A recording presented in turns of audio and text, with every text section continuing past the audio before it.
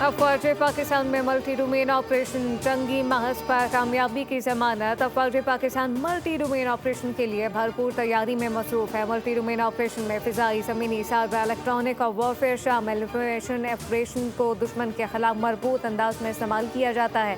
तबाहकुन बमबारी और cyber operation से दुश्मन की सलाहियत मफलूज कर दी जाती है। पाकिस्तान में बनाए गए हथियारों और जदीद ड्रोन दोस्त ममालिक से खरीदे गए फिजाई और ज़मीनी ताकत के साथ दुश्मन के दिफा को तहस नहस कर दिया जाता है। मशकें, जदीद टेक्नोलॉजी, तबाहकुन फायर पावर और दुरुस्त निशाना बंदी की सलाहियत का मजहर।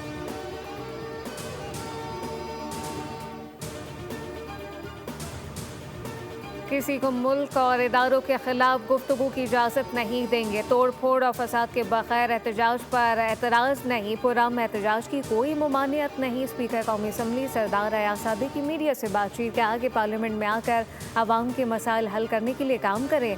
पार्लियामान तमाम मसाइल के हल की जगह है।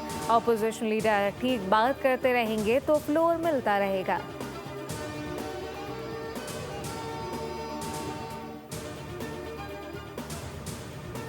कराची में ईस्ट पुलिस की खुफिया तला पर बड़ी कार्रवाई। 100 से ज्यादा बच्चों से बदफेली करने वाला मुलजिम साथी समेत गिरफ्तार कर लिया गया। मुतासरा बच्चे की निशानदही पर CLL रेप इसको टीपू सुल्तान से गिरफ्तार किया। गिरफ्तार होने वालों में मरकजी मुलजिम इमरान और वकास खान शामिल।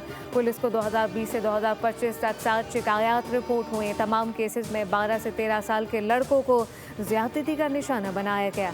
वज़ीर आला सिंध मुराद अली शाह की पुलिस को शाबाश। हुकूमत सिंध के लिए बच्चों से ज्यादती नाकाबिले कबूल है। कहा कि अभी तक सिर्फ 7 मुतासिरीन सामने आए। पुलिस बाकी मुतासिरीन को तलाश करे। रोजाना की बुनियाद पर केस की पेशरफ पर रिपोर्ट देने की हिदायत।